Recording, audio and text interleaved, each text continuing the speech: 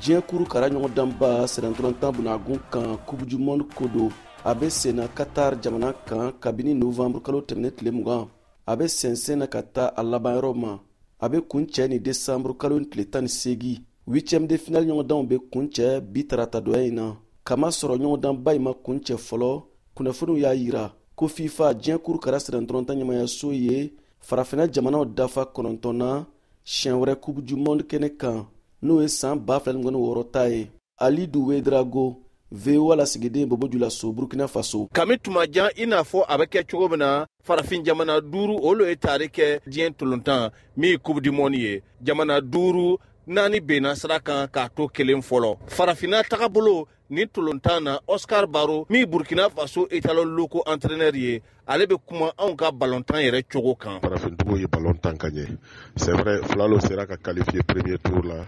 Mais ni ballontan ni filɛ ballontan ni yɛrɛ kɔnɔ ballontan na ka ɲɛ o kɔrɔ le ko farafintigiw fana bɛ baara kɛra ka se k'o ka niveau yɛlɛ mais an bɛ se ka min fɔ sisan ka fara a kan tuguni o le fɔ an ka hakili sigi parce que n'i y'an ka ballontan ni filɛ a bɛ kɛ tɔ ka jan ye yɔrɔ jumɛn a bɛ kɛ tɔ ka jan ye parce que an ka se ka ballontan miniti 95 miniti kɛmɛ an tɛ se ka concentré jouer de kɔnɔ fo ka taa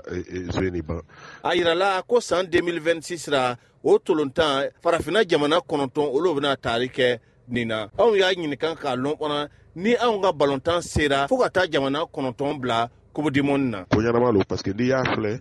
an ka équipe caman to sira la n'i y'a jateminɛ ɲinan ni équipe 4 ɲɔgɔn to ka fara o kan. A savoir ka Côte d'Ivoire yɛrɛ fara kan Burkina yɛrɛ tu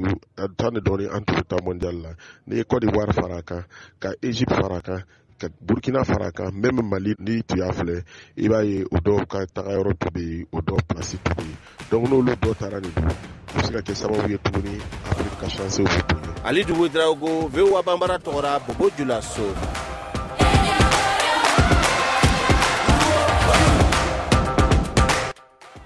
An ye kuma di Seku Kone ma farikolo ɲɛnajɛ kunnafonidila do radio Kiledu la Bamakɔ siɲɛ caman an bɛ kumakan dɔw lamɛn faransikan na farikolo ɲɛnajɛ kunnafonidilaw da ni sɛnɛntɔrɔntan ɲɔgɔndanw bɛ sen na coupe du monde Qatar kɛnɛ kan o kelen do bi kumakanw bɛ tali kɛ jɔkɔlɔsiba de kan n'an ko gardien de but Seku Kone b'a walawala an ye a fɔlɔ parade o ye mun ye. N'i ye parade mɛn ni ballon bɛ kan dɔ in bolo n'an b'a fɔ ko kan adverse nanzarakan na o tuma o kelen ka ballon bila ka na jɔkɔlɔsiba kelen ka bɔ ka se ka ballon ta caw a bɛ fɔ o ma nanzarakan na ko parade. Détente Seku Kone mun do. I ka adversaire n'o ye kan dɔ ye olu bɛ nalen ni ballon ye attaque la an b'a fɔ cogoya min na an ka jargon na o kelen ka ballon bila ka na jɔkɔlɔsiba kelen ka pan ka mɔnɔbɔ kosɛbɛ ka se ka ballon ta a bɛ fɔ o ma nanzarakan na ko détente. Arrêt décisif kɔrɔ fɔ an ye. O de ye ni ballon bɛ adversaire bolo n'o ye kan dɔ ye u bɛ nalen a bɛ se ka kɛ attaquant ye walima ballon tana wɛrɛ fan dɔ in fɛ a kelen jɔkɔlɔsiba kelen n'an b'a fɔ ko 1 contre 1 jɔkɔlɔsiba kelen ka se sɔrɔ o tigilamɔgɔw kan ka se ka o ndola a bɛ se k'a minɛ i n'a fɔ a b'a labɔ a bɛ fɔ de ma ko arrêt décisif nanzarakan na. Sortie hasardeuse o ye mun ye. Sortie hasardeuse o fana bɛ dolantan jɔkɔlɔsiba ko fɔ a bɛ komi ballon dɔ fana bɛ nalen kan dɔ in maaw fɛ ballon jan a bɛ se ka kɛ o ye ballon filila ka na ale bɛ bɔ ko a bɛ ballon minɛ a bɔra a ma se ka foyi sɔrɔ a bɛ fɔ o ma ko sortie hasardeuse n'a y'i diya i b'a fɔ ko kunfɛ bɔli kun ye ka se ka maga ballon na nka a bɔra a ma se ka maga ballon na a bɛ fɔ o ma ko sortie hasardeuse. Relance jɔkɔlɔsiba yɛrɛ kelen ka ndolan minɛ ale bɛ ndolan filili min kɛ a tɔɲɔgɔn dɔw ma walasa u bɛ se ka continuer ni ndolan ye ka taa ɲɛfɛ a bɛ fɔ o ma ko relance généralement i b'a ye ni gardien b'a ka daga kɔnɔ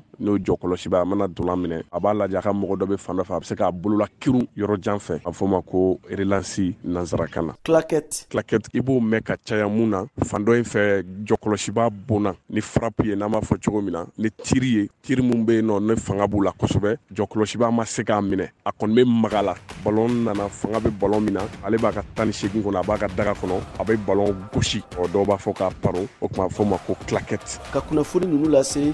VOA lasigiden Bobo Julaso Burkina Faso Alidu Wedrago ani ne yɛrɛ Siaka Traoré VOA Bambara tɔgɔ la Bamakɔ a k'an bɛn sini araba décembre kalo tile 7 san 2022